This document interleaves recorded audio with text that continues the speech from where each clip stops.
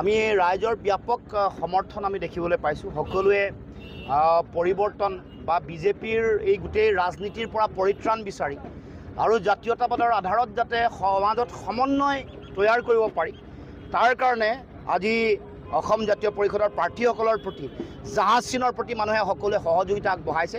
কাৰণ সমন্বয়ৰ কাৰণে আমাৰ ৰাজনৈতিক যিটো দৰ্শন সেইটো জাতীয়তাবাদে আমাৰ সকলোৰে মাজত সমন্বয় দিব।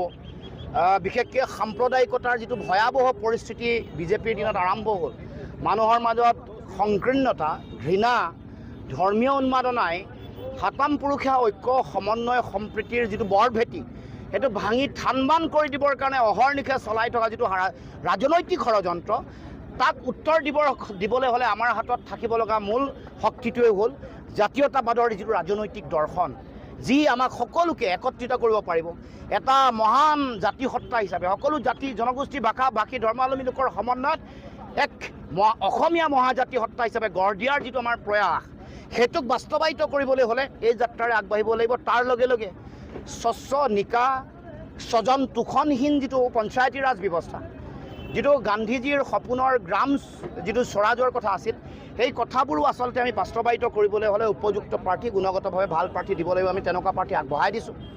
তাৰ লগে লগে সমাজত চলি থকা যিবোৰ বিশেষ যিবোৰ সমস্যা, এইবোৰত আজি সাধাৰণ জনগণ জৰ্জৰিত। বিশেষকৈ খোৱা বোৱা সামগ্ৰীৰ মূল্য বৃদ্ধি, কৰ কাতলৰ বোজা বঢ়া, তাৰপিছত গেছৰ চিলিণ্ডাৰ, পেট্ৰল ডিজেলৰ দাম বাঢ়িছে, দৰৱৰ দাম বাঢ়িছে, 900টা দৰৱৰ দাম বাঢ়িছে, তাৰ লগে লগে বিদ্যুতৰ মাচুল বাঢ়িছে। এইবোৰে সাধাৰণ জনগণক সৰ্বশ্ৰান্ত কৰিছে। গতিকে ৰাইজে এইবোৰ দেখি এটা সঠিক সিদ্ধান্ত ল'বলৈ আগবাঢ়িছে আৰু জনগণক বিভিন্ন সময়ত প্ৰতিশ্ৰুতি দি ৰাইজক ৰাম ঠগন দিছে। মাইক্ৰ' ফাইনেন্সৰ ঋণ সম্পূৰ্ণ ৰেহাই দিম বুলি কৈ 21 নিৰ্বাচনত ৰাইজৰ পৰা ভোট ল'লে, কিন্তু ৰেহাই সম্পূৰ্ণ আৰু সকলোকে নিদিলে। দ্বিতীয়তে গছপুলি ৰোৱাই টকা নিদিলে, কলহ যাত্ৰা কৰি টকা নিদিলে, লাখপতি বাইদেউ বনাম বুলি নিদিলে, অৰুণোদয় আঁচনি দিম বুলি দিয়া নাই, ৰাস্তা ঘাট হোৱা নাই, ঘৰ দিয়া নাই, বৃদ্ধ পেঞ্চন দিয়া নাই, বিধৱা পেঞ্চন দিয়া নাই। যোৱা 9টা বছৰে দিম বুলি কৈ ৰাইজক ৰাম ঠগন দিছে। নিৰ্বাচনৰ আগত এই প্ৰতিশ্ৰুতি দিয়ে, ভোটকেইটা লয় আৰু তাৰপিছত পাহৰে।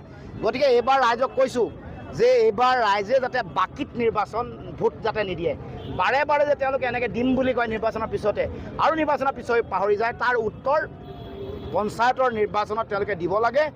আৰু পঞ্চায়তৰ নিৰ্বাচনত যিটো আধাৰ প্ৰস্তুত হ'ব, এই আধাৰৰ পৰাই 26লৈকে আমি ৰাজনৈতিক যাত্ৰাটো আগবঢ়াই লৈ যাম। আৰু 26ত অসমৰ মাটিৰ পৰা আমি সকলোৱে একত্ৰিতভাৱে বিৰোধীয়ে বিজেপিক উৎখাত কৰিবৰ কাৰণে আমি কাম কাজ কৰিম।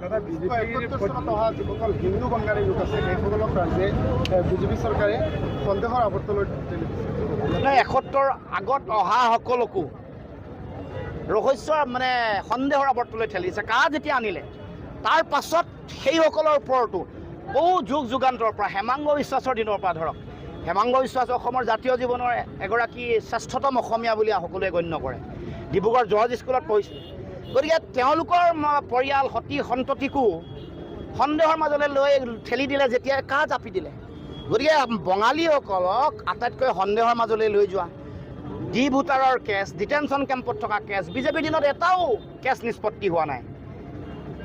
আৰু যিবোৰ মূল সমস্যা আছিলে, সীমান্ত চিল কৰা, এইবোৰ কাম বিজেপিৰ দিনত একো কৰাই হোৱা নাই। তাৰ এই যিসকল 71 চনৰ আগৰ যিসকল ব্যক্তি আছে, বিশেষকৈ বঙালী, সেইসকলক সন্দেহৰ মাজলৈ ঠেলি দিয়া, তেওঁলোকৰ সমস্যাবোৰ সমাধান কৰিবলৈ নিবিচৰা, এইটো বিজেপি মূল দল আৰু তেওঁলোকক আটাইতকৈ বেছি অন্যায় কৰিছে, আটাইতকৈ বেছি ঠগিছে। দাদা, বিজেপিৰ প্ৰত্যেকগৰাকী নেতা মন্ত্ৰী দেখিবলৈ পোৱা গৈছে যে গৌৰৱ গগৈ টাৰ্গেট কৰিলে। তেওঁলোকৰ প্ৰত্যেকখন সভাতে এতিয়া লক্ষ্য হৈছে গৌৰৱ, বাকী কোনো ইছ্যু নাই। গৌৰৱ গগৈ কি ক'ব? নাই, গৌৰৱ গগৈৰ উত্থানত হিমন্ত বিশ্ব শৰ্মাৰ টোপনি নোহোৱা হৈছে। যোৰহাট লোকসভা নিৰ্বাচনত যেতিয়া বহুত টকা পইচা দিও, বহুত মানুহ লগায়ো, সাম্প্ৰদায়িকতাৰ ৰাজনীতি কৰিও যেতিয়া ৰাইজে গৌৰৱ গগৈৰ পক্ষত ভোটদান কৰিলে, তাৰ পাছৰ পৰা একেবাৰে অস্থিৰ হৈ পৰিছে অসমৰ মুখ্যমন্ত্ৰী। সেইকাৰণে অস্থিৰ হৈ নিজৰ যিটো ভাৰসাম্যতা এইটো ৰাখিব নোৱাৰি এতিয়া জিতি বকা আৰম্ভ কৰিছে। এতিয়া ভোট দেখা হৈছে গৌৰৱ গগৈ বুলি ক'লে, আৰু বিৰোধী এক হ'ব বুলি গম পোৱাৰ লগে লগে এক হ'লে তেওঁলোকে এনেকুৱা ধৰণৰ কথা আৰম্ভ কৰে। যিবোৰ কথা বতৰা তেওঁলোকে আৰম্ভ কৰিছে, এইবোৰ কাম কেন্দ্ৰীয় গৃহ মন্ত্ৰণালয় চোৱা চিতা কৰিব লাগে। দেশৰ বহি পৰিক্ৰমা মন্ত্ৰণালয়, এক্সটাৰ্নেল এফেয়াৰ্ছ মিনিষ্ট্ৰী এইবোৰ বস্তু চোৱা চিতা কৰিব।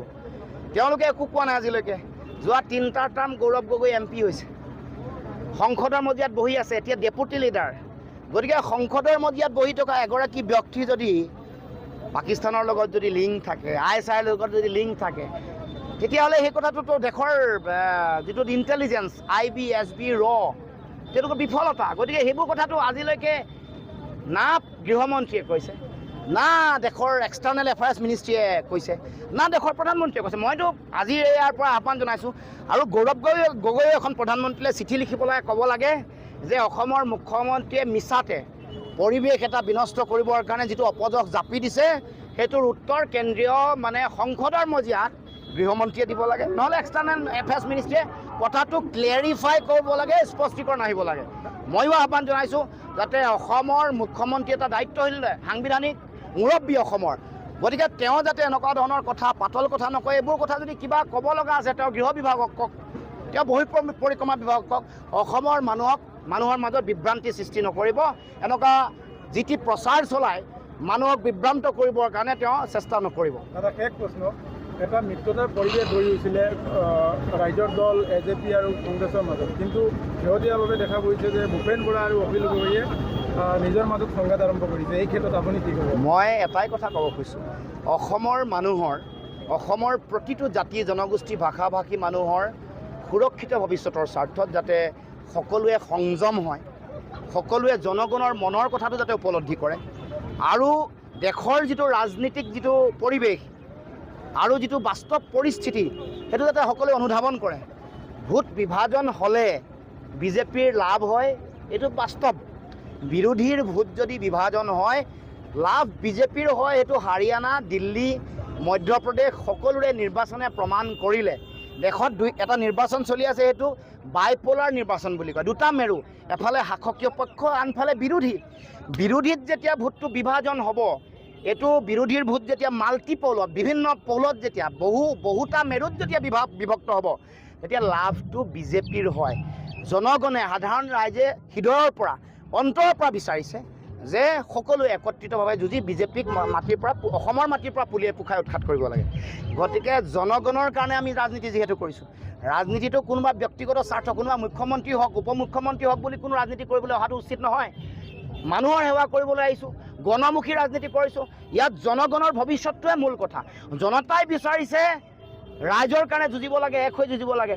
যদি জনতাৰ হৃদয়ৰ কথা যদি উপলব্ধি কৰে, তেতিয়াহ'লে জনতাৰ আহ্বান শুনাটো উচিত আৰু মানুহৰ কাৰণে ৰাজনীতি কৰক, জনগণৰ কাৰণে ৰাজনীতি কৰক। তাৰ কাৰণে যিটো দায়িত্ব, সেই দায়িত্ব প্ৰত্যেকেই পালন কৰক।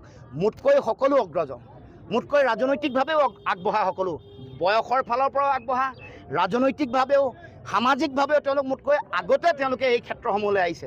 গতিকে তেওঁলোকে নিশ্চয় এই ক্ষেত্ৰত পৰিপক্ক আৰু বুজি পায় জনগণৰ হৃদয়ৰ অনুভৱ, জনগণৰ আহ্বান আৰু জনগণৰ মনৰ ভাষা সকলোৱে পঢ়ক আৰু সেই মৰ্মে কাম কাজ কৰক। মানুহৰ ওপৰত, জনগণৰ ওপৰত কোনো ৰাজনীতি হ'ব নোৱাৰে।